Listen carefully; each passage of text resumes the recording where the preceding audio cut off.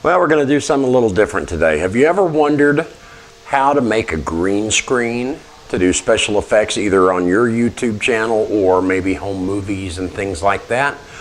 Well, stick around because today I'm going to show you how. Now, the first thing that you need to do is you need to check your video editing software and make sure you have the capacity to do what's known as Chroma key.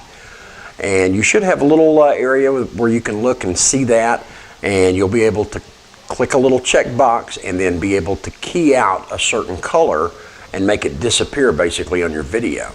That's going to be critical. If you don't have that ability, then doing what I'm about to show you is useless. So until you have that kind of video editing software, you're not really going to be able to do it. Now, the first thing you're going to need to do is go down to Walmart and get you some green poster board just like this. When you get that, also pick up the same colored duct tape. All right, here we go. Now, I've got a room here that I'm basically going to convert into a little studio, so it's no big deal that I've made some pencil marks on the wall. That way I'm nice and even with my poster board. I'm also going to use some clear push pins just to get them set up here, and then once I start dealing with the duct tape, I'll be able to take these back down. But for now, I'm going to secure everything with the push pins. And you can make this as big or as small as you want. You could use one if you're going to do a real tight shot, but if you're going to have a wide shot with the camera back further, you're going to need a wider field of green. And so that's what I'm going to do. I'm actually going to use 3 of these across and 3 down and see how that works. And I can always add more later. So, time to get to it. Another very important thing is that this not be wrinkled at all. Be careful when you're in the store and when you're bringing it home that you don't get any kind of wrinkles or anything like that.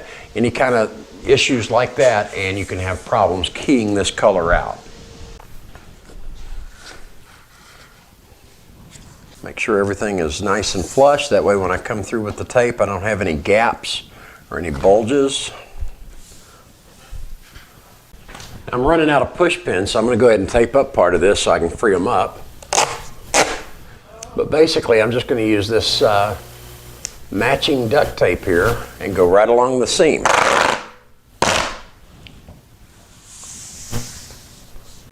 And now, through the magic of television, I've got it completed. I've got the push pins down, I got the tape in, we're looking good, and it's nice and wide. So I could do the weather or all kinds of stuff.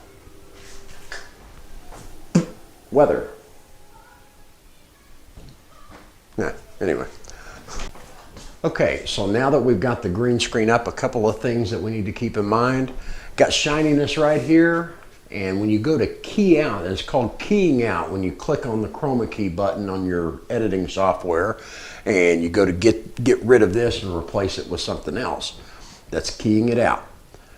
When you try to do that, if you've got shiny spots, you got wrinkles, or you have shady areas like I have right behind me, you're going to run into problems. So here's what you need to do. You need to adjust the lighting so that you can get rid of the shiny spots. And let's see if I can do that here, because I've got a light that's basically just bouncing right off of that. I'm going to have to make some adjustments with that or move the camera to change that. The other thing that you're going to need to do is there's 2 forms of lighting for green screen. You want to light the wall and you want to light your subject. So we're going to work with that. And then I'm going to take you over to the computer and show you how I do it with the software that I've got. Now, another thing that we want to do before we actually set up and run our shot that we want to put the special effect in for is we want to make sure that we bring the zoom in or move the camera to where we just have green screen in the background. Otherwise, this will key out, but we'll still see the white wall, so we got to fix that. So let's do that right now. And basically, I'm going to try to get rid of that shininess too by just zooming in to right there. Something else to keep in mind also here, in a perfect world, you're going to have a completely green area with none of these tape marks, anything like that. This is just a down and dirty little green screen effect that's very, very cheap. If you get online and you look at actual green screens, they're quite expensive. This is a couple of bucks at Walmart. Not bad. And for YouTube videos, it'll work just fine. So now, all I need now is something to put in the background.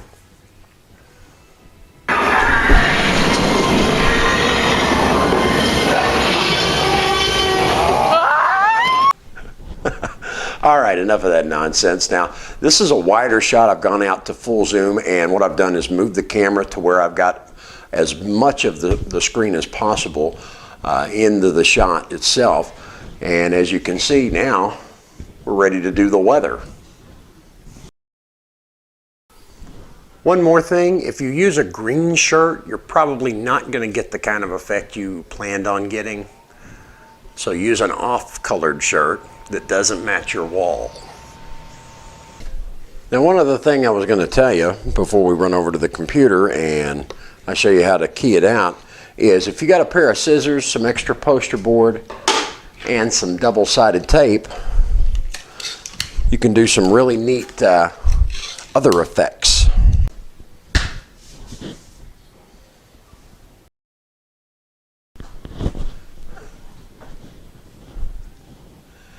That's one way to lose some weight. And of course, if you didn't actually want to put it on your wall the way I've done, you could take your poster board, cut it down to a picture frame and make a moving picture frame in the shot with you. You could do the same thing with a TV and just put it over the TV screen itself and then project whatever you want onto that TV screen. But now let's get down to the bottom line of how we do it using the computer. All right, so now I have loaded up my video editing software. I'm using Cyberlink Power Director 11. Pretty economical. And the next thing I'm going to do here is go to my folder where I've got those files. I'm going to grab one of my clips and put it down here in my timeline. And if you have proper if you have the right kind of video software, you're going to be able to do the same thing here. Get it into your timeline. Now and this is only going to apply to Cyberlink Power Director, but if you have a decent video editing software suite, you should be able to do Chroma key. If you're looking for a new video editing software system, make sure you just check that it can do Chroma key. Now that I've got it in here, I'm going to go over here to Modify, and I'm going to click that. And you'll notice another pop-up box comes up. Under Properties, there's like 3 tabs here with this pop-up box, and Properties is one of them. And it's got all kinds of things that you can select. I'm going into Chroma key. I'm going to go Enable Chroma key. And now at this point, I'm going to back this out here so you can see. All I have to do at this point, and this is so simple, is hit that little dropper and come over here. See right there? Click that, and boom, it's Chroma keyed out. And now as we play it, something else to keep in mind also. In a perfect, you see that problem that we have there? Guess what that's caused by?